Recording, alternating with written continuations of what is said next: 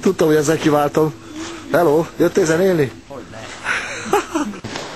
Azt is megmondani, egy kicsit olyan közelebb a világossághoz. Így, hogy látsz, hogy kivel is beszélget, hogy a Csermák Zoltán milyen erősíteni. A Csermák Zoltán nagyon egyszerű erősíteni. 46 kW monitor is, már meg is vagyunk.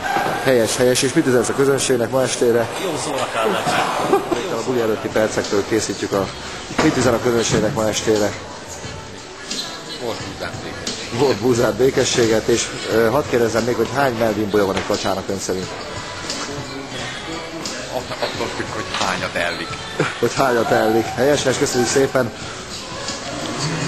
Mi igaz abból, hogy 1983-ban elrabolták az ufók, mint dobost? És zaklatták szexuálisan. Igen, a Süle Zsolt Zsoltját hallottuk. Köszönjük szépen, jó éjszakát! Ennek a billentyűsét kérdezzük így a buli percéjét. Mosolyogjon szépen a közönségnek, integessen egy kicsit. És egy kérdés, hogy hány éves korában halt meg a Sámuel? 8. Esetleg még szeretném valamit erről mondani? 8,5.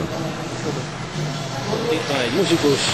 Hát szeretném megkérdezni, hogy a ma esti fellépés előtt milyen érzéssel áll itt a színpad előtt? Kicsit pályáderekam, de az Advil Ultra az 3 másodpercet ilyen vízkapszula és elveszi a derékpályásomat.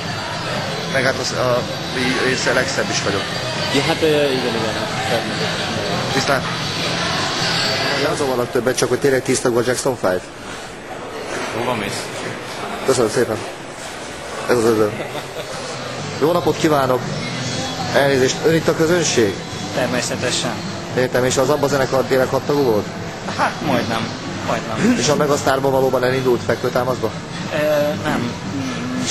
Futásba indult. Értem.